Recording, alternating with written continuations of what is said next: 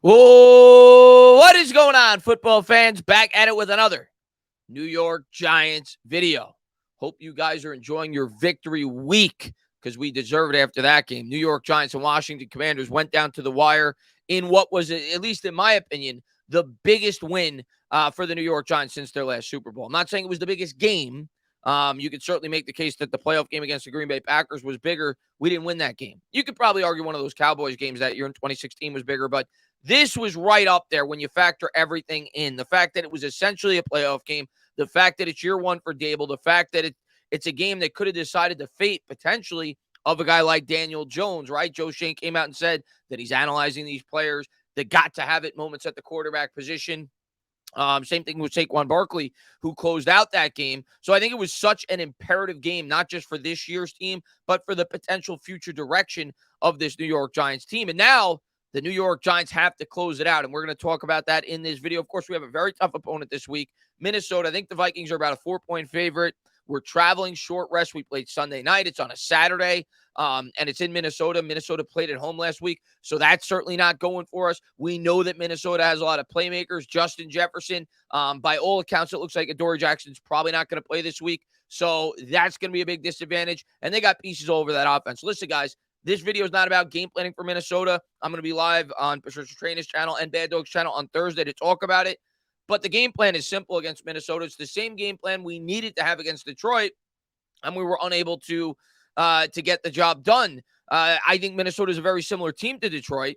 I think we should be able to run on them. We weren't able to run on Detroit, but we should be able to run on Minnesota. They're not a very good defense, and they have a high-powered offense. The Giants cannot get into a shootout. If you recall, when we played the Lions, Daniel Jones threw for 340 yards, but it was because we were playing from behind. Obviously, we had the 2 Richie James fumbles in that game, which I think is ultimately why we ended up losing to the Detroit Lions. But the Giants have to come out with a ball control approach. Jones shouldn't be thrown for more than 180, 190 yards. They got to stick to the script. They got to do what they do best, and that's ball control. That's moving the chains, quick passing game. If there's a play over the top that develops, sure, but the Giants can't look to get into a shootout against Minnesota. I do think we have a chance to win this football game, and a pretty good chance at that. I wouldn't favor us. I'm probably not going to pick us, but I do think the Giants have a chance. And the major reason why I think we have a chance is the pass rush. You saw it this past week with Kayvon Thibodeau, and they're starting to come to life. And you have to figure with the performances he's had the last couple of weeks, that's only going to improve guys like Azeez Ojulari, Leonard Williams, and Dexter Lawrence if Kayvon Thibodeau all of a sudden is getting a lot more attention from opposing offenses. So that's the X factor. No matter who the Giants play, if we have a dominant pass rush, it's always going to give you an opportunity in some way, shape, or form. Thibodeau, of course, last week had, in my opinion, one of the top 6, 7, 8 individual defensive performances in a New York Giants uniform in my lifetime. It was that good, so that was great to see. But in this video, we're going to dive into the playoff scenario. We're also going to dive into some quotes that came out from Brian Daboll regarding Daniel Jones, and I want to talk about what his contract may look like if the New York Giants ultimately go that route. Also, briefly wanted to touch on Tae Crowder. I meant to make a video about that yesterday, and we'll start there. I'll just give my opinion on it. I'm sure you guys have heard at this point that the Giants decided to move on from the former Mr. Irrelevant, the last pick in the draft, I think it was 3 years ago, who had some pretty good seasons for the Giants. I know he didn't have the best PFF stats, but he was, I mean, for where we drafted him, he was definitely a guy that brought some value for the New York Giants. But in the end, I don't think he fit the scheme particularly well. I think that's why he wasn't getting a whole lot of playing time. And then, of course, he went out and voiced his displeasure on social media. Reports came out that the New York Giants talked about it to him. And that ultimately is my guess why he's no longer a member of this football team. After all, even if they don't feel like he fits the scheme very well, we're very thin at that position. And they, worst case scenario, they could have dropped him to the practice squad probably. But the Giants felt like it was in the best interest to move on. And to me, it smells a lot like the Kadarius Toney situation. The head coach probably didn't like what he had to say, probably didn't like the attitude maybe he was giving in the facility. Of course, I'm assuming, but that's just my guess. And the Giants decided to move on from Crowder. And that, to me, now signifies that Landon Collins, who actually looked pretty good last week, should be getting a lot more reps at that linebacker position going forward. But they move on from Crowder. Bit of a surprise. I didn't expect Crowder back probably next year. I think we're going to end up drafting a linebacker, maybe even sign one in free agency, but I thought he'd finish the rest of the season, especially as thin as we are there. But he probably still was unhappy with his playing time, and the Giants said, sayonara, go see if you can latch on somewhere else, and hopefully he does. I have no ill will towards Tae Crowder, but that was just a bit of a shock yesterday. But let's dive into it. We're going to start with Daniel Jones. And of course, you guys know my opinion on Daniel Jones at this point in time. I think I've been very transparent this entire year. Before the year started with Daniel Jones, I said that he needed to have a Derek Carr-like season to return with the New York Giants. And that does not mean strictly statistically speaking. It meant find a way to carry your team. Derek Carr last year had a lot of injuries with the Raiders, did not have the most talented group, found a way to make the playoffs, right? He put his team over the top. Daniel Jones this year has played from within the offense. We'll talk about some of the impressive things he's done this year. And he's come up with key plays in key moments. And at the end of the day, Daniel Jones, half this fan base says that we win in spite of him. The quarterback is the most important position on a football team. I think we could all agree that the New York Giants may have the worst wide receiving core in football. They have probably one of the worst bottom 5 or 6 interior offensive lines in football. As of now, we probably have one of the worst bottom 5 cornerback groupings in football. And we have one of the worst linebacking groups in football. Yet the New York Giants are 8-5-1. So the quarterback deserves some credit for that. And the stats don't just tell the whole story.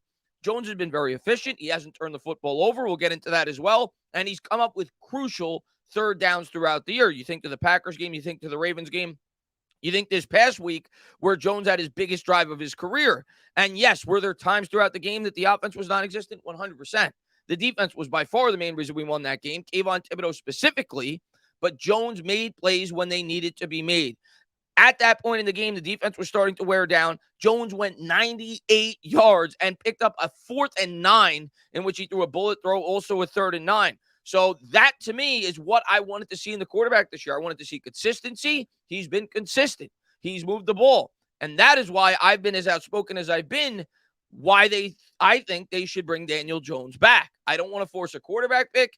And a lot of people will talk about, well, you got to draft a quarterback because you can't pay Daniel Jones. We'll talk about what Jones's market should be, and I'll give my opinion on the whole situation.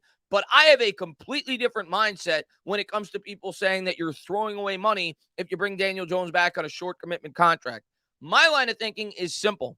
I look at this New York Giants roster right now, and I do not see a Super Bowl roster. I don't see close to a Super Bowl roster. Like I said, we have one of the worst wide receiving cores in football. Our offensive line still has a lot of growing to do, specifically in the interior, and we have a ton of holes on the defensive side of the ball.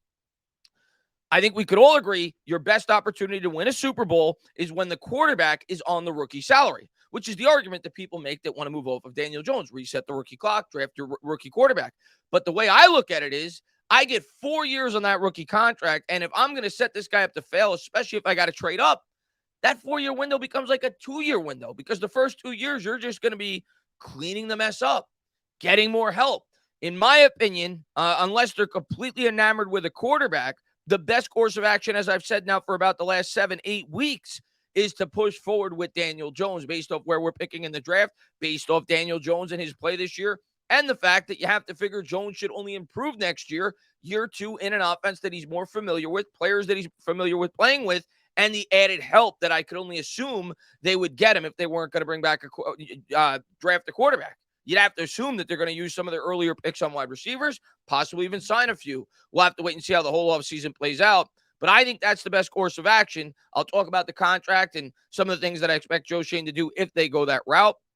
But in the end, that's what I think they're going to do. But I wanted to pull up a couple of quotes coming out from Brian Daboll regarding your quarterback and some of the things that he had to say. I just want to make sure I pull up the right one. Should have had it organized a little bit better before I started the video. But I think I got the right quote right here. This is what Daboll had to say about Jones, and it seems like he's starting to be a lot more outspoken regarding the quarterback. This was on Tuesday. Got this from Giants Wire.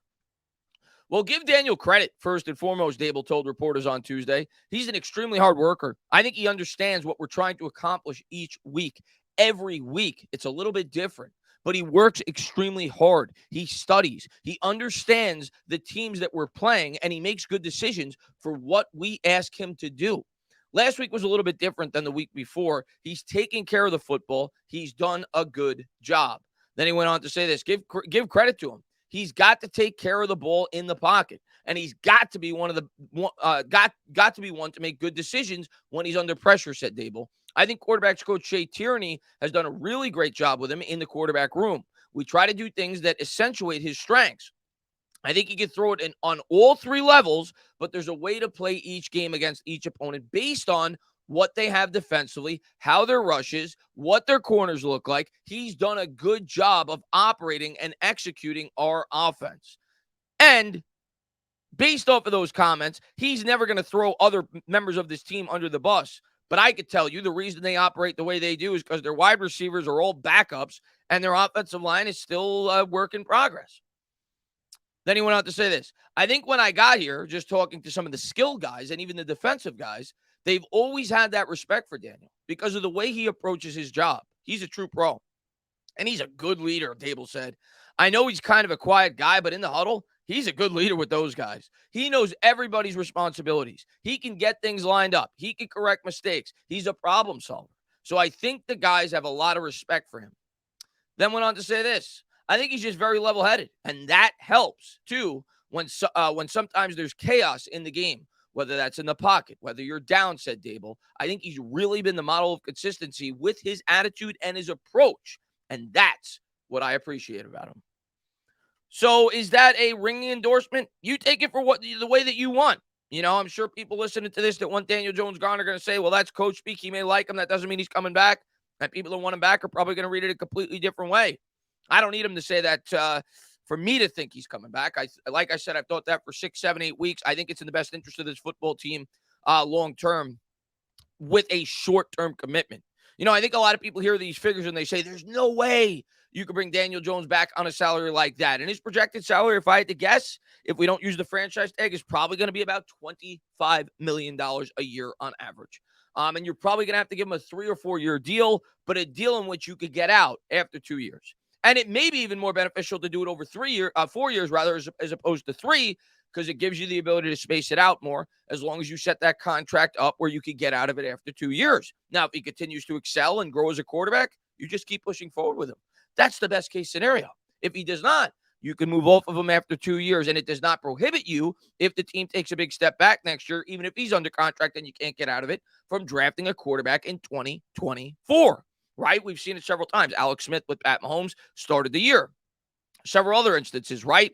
So Jones will need to continue to improve, I think, to remain on as the quarterback going forward after this year. But I do think he's going to get some kind of contract in the 3 to 4 year variety. I don't think they're going to bring him back on a franchise tag for the simple reason it's too much against the cap and you can't move that money around. So I've always expected them to sign him to about a 3 or 4 year deal, a deal kind of like Derek Carr. But when people, and we'll get into the Carr salary as well, but when people talk about $25 million, their eyes pop out. They say, how could you give him $25 million? He's not worth $25 million. Well, these are what quarterbacks get paid in today's game. That's 14 quarterbacks. Aaron Rodgers, Russell Wilson, Kyler Murray, Deshaun Watson, Pat Mahomes, Josh Allen, Derek Carr, Matt Stafford, Dak Prescott, Kirk Cousins, Jared Goff, Carson Wentz, Matt Ryan, Ryan Tannehill, and Tom Brady. All of them make $25 million a year or more. That's 14 quarterbacks, which leaves basically no one because the other quarterbacks are basically on rookie salaries. Guys like Daniel Jones, right? These are the only 3 quarterbacks that are not on rookie salaries that are kind of starters. And this is what they made. Sure, it's less than what Daniel Jones is projected to make next year with an increasing market.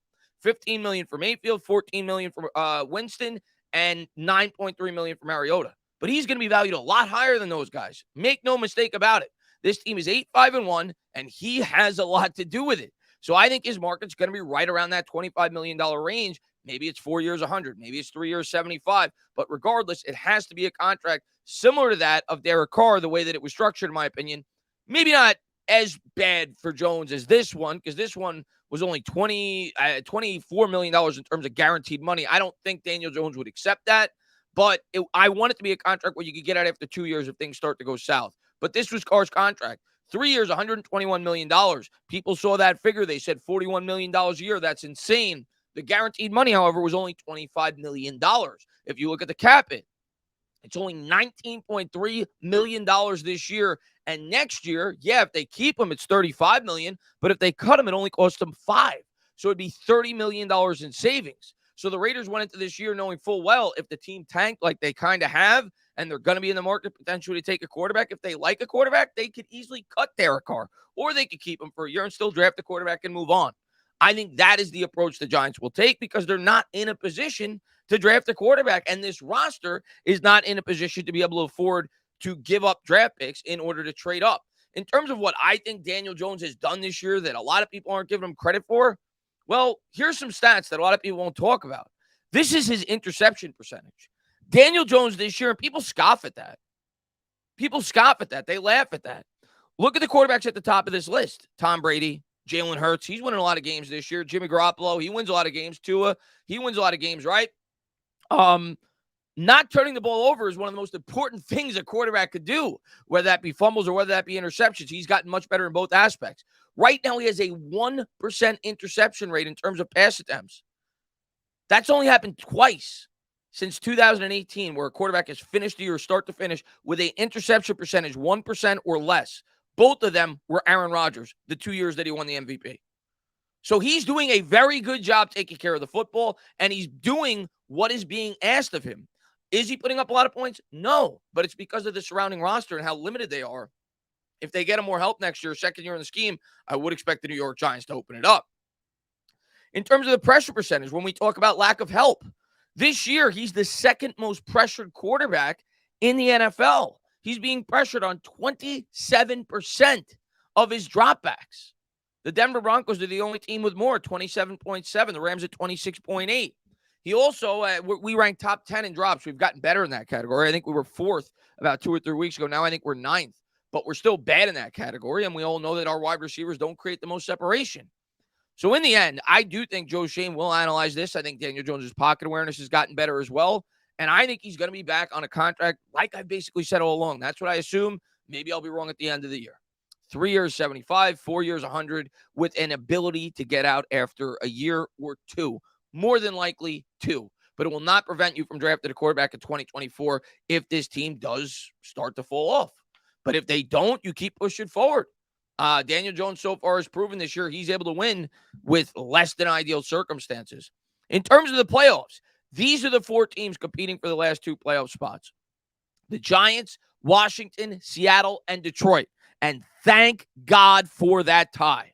Right? You see at the end, the Giants and Washington both have a tie. Had it not been for that tie and the Giants lost that game, the Giants would be 8-6. Washington would be 8-6. They'd both be tied. The Giants wouldn't own the tiebreaker. And even more importantly, Seattle and Detroit would only be a game behind the Giants, and they both own the tiebreaker against the Giants, being that both of them beat the New York Giants heads up. Because they tied, it enabled them to win the tiebreaker against Washington, and perhaps even more importantly, Seattle and Detroit no longer could tie with them in terms of overall record, meaning that the New York Giants actually have a 2-game lead in terms of the playoff setting. So things look pretty right now for the New York Giants. And before we get into the schedules for all these teams, there is actually a pretty plausible scenario before I show you these last 3 games for all these opponents that the New York Giants could lose their remaining 3 contests and still make the playoffs. If 2 of those 3 teams, the Lions, Washington, and Seattle, went 1-2 or worse, the Giants are in the playoffs no matter what. Detroit could go 3-0, but if a combination of Washington and Seattle go 1-2, we make the playoffs, even if we lose the rest of our games. Or Washington could go 3-0, and the other 2, Seattle and Detroit, goes 1-2, we would make the playoffs. So there's actually a pretty decent shot when you look at some of these team schedules that the Giants don't even need to win another game and we can make the playoffs. Of course, I don't want that. I want to beat Minnesota this week. If we don't beat them, we better beat the Indianapolis Colts. If we win against the Indianapolis Colts, or if we win against Minnesota, if we win any remaining game, it's basically a shoo-in. Is it possible we can miss the playoffs? Sure, but it would be really, really difficult for us to miss the playoffs if we got another win. In terms of the remaining schedules for these teams, Seattle, as I showed you, is 7-7 currently. Like I said, if they finish 1-2, the Giants are above them in the standings, even if they go 0-3. Well, this week they play at Kansas City, and Seattle, I think, has lost like 5 out of 6 or 4 out of 5. They have not been playing well, including a loss. I forgot, it might have been Carolina. They lost to a very bad team a couple of weeks ago. I think it was Carolina. They play at Kansas City. I think it's fair to say that most people think they're going to lose that game. Then they play the Jets. That could go either way. And then a divisional foe with the Rams. You never know there, last game of the season. So it's not crazy to think Seattle could go 1-2, especially if you factor in that they're probably going to lose against the Chiefs. The Lions, I think the Lions are going to the playoffs. Right now, if you ask me, I think the Lions are probably the 3rd best team in the NFC, the way that they're playing, and their schedule is favorable at the Panthers, Bears, and at the Packers. I think they win at least 2 of those. And in the end, I think the Lions and probably the Giants are going to be your last 2 seeds coming out of the NFC. As far as Washington goes, if Washington goes 1-2, even if we go 0-3, we're in due to the tiebreaker. If we go 1-2, they'd have to go 3-0 to match to surpass us in terms of the playoff race. This is their remaining 3 games at San Francisco, who still looks damn good. Even with Purdy at quarterback, they look damn good. Cleveland now with Deshaun Watson doesn't look as easy as it once did, and then Dallas the last week of the season. Don't know about that one because Dallas may not have much to play for, but you could say the same thing about us regarding the Philadelphia Eagles, who will probably have the conference locked up going into the last week of the season. So the Giants are in a great spot right now. I think one win is basically a lock, and there's actually a scenario where if the Giants win this week, they could clinch the playoffs. The way that I think that would work would be if the Giants won and 2 of those 3 teams, I believe, lost this week, the Giants would get in.